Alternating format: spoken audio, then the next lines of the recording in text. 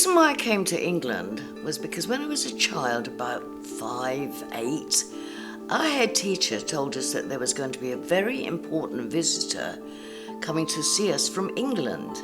He gave us each a pen and a paper to draw the flag of England. We were very excited to know that the Queen was coming to visit our country.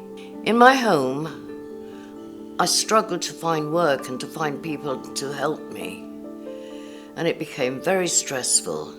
In 2001, I left my home, the Gambia, and I became a refugee and asylum seeker. When I came to Portsmouth, I went to an organisation called Friends Without Borders.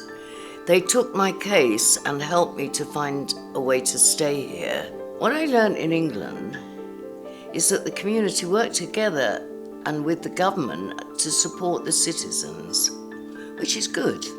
The government gave me and others the chance to stay here.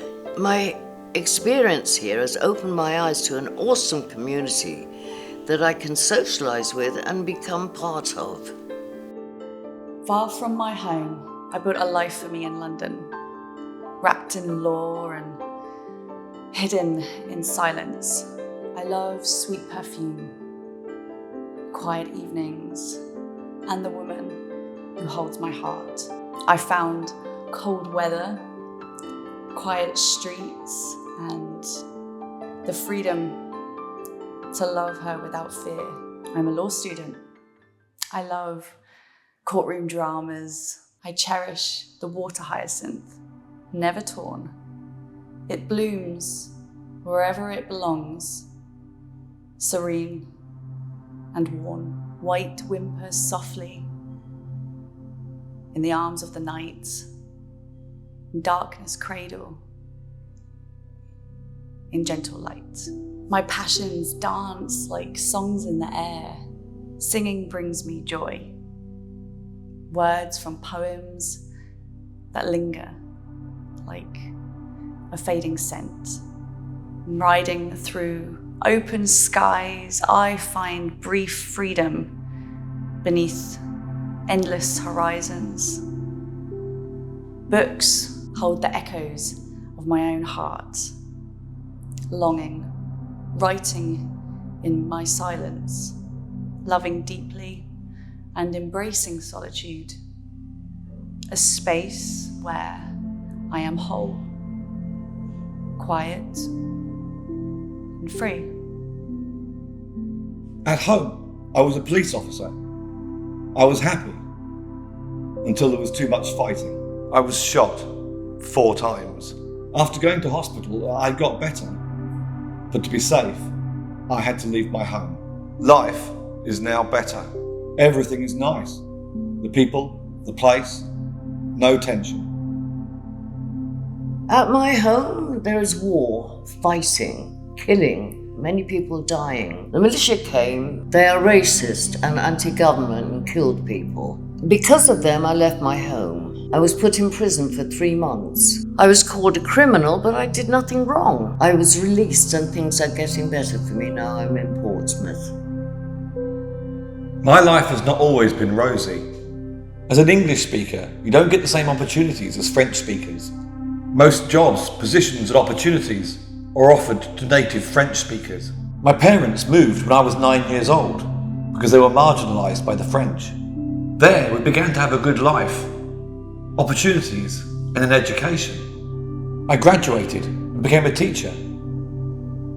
I taught English to graphic design students. In 2017, we had a developing situation between the English and the French speakers. For over 7 years, we had been marginalised by the French government on our own soil. We were taken to the jail. Some were given indefinite sentences, and some were even killed. As a teacher, my job is to teach and elevate people so they become better people in today's society. I was kidnapped several times and tortured. They held me in captivity for several days and promised me I would be killed if money was not paid. After my release, I went to the government and explained what had happened to me. I thought I'd be protected by the government, but to my dismay, they accused me of being a separatist. I was put in a cell and tortured again on several occasions. I was electrocuted until I lost consciousness. I was later released on the grounds of ill health and would go back into detention afterwards. At the moment, I have a national manhunt from my government. My family and a lawyer used this as an opportunity to get me to the UK. I felt overwhelmed when I stepped into the UK. I had a renewed sense of hope. The last few years have felt like a burden to carry on, but now I feel relieved. I can only hope for the best in the near future. My name is Susanna, and I enjoy learning and growing and finding meaning in life. In my free time, I enjoy reading books and drawing, which helps me stay balanced and inspired. I also love cooking. My life has had different paths, and each one has taught me something important. I also enjoy noticing small things, like the way people talk, the colours of the sky, or a smile from a stranger. These little moments help me see the beauty in everyday life. I care deeply about helping others. I enjoy learning new skills, and I try to do everything with kindness and honesty. I believe that hard things can help us grow stronger, and I always try to face them with hope and courage. I have patience and a heart that is ready to keep going. Every day is a chance to become better. Not perfect, just better. And that's the kind of life I want to live. One filled with meaning and care and a quiet strength. I left my country because of war. We needed a peaceful agreement from our government to help with the problem dividing us. So I came to the UK. We don't have peace in our country because of our government, the government causing the war. I didn't know what was happening. I was so young. I still don't know what's happening.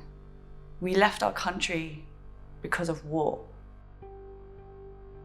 I was living with my adopted parents in peace. Like my real parents, they treated me very well until we started to argue about my future. They wanted me to be like them, follow their religion, but I don't want to follow their beliefs. In 2021, I had no choice but to leave. There was no choice. I had to leave my country to save my life. In 2022, I moved to Europe to look for a better place. The journey wasn't easy as I had been through hard times. I lose my life a little bit. Hopefully everything will be okay.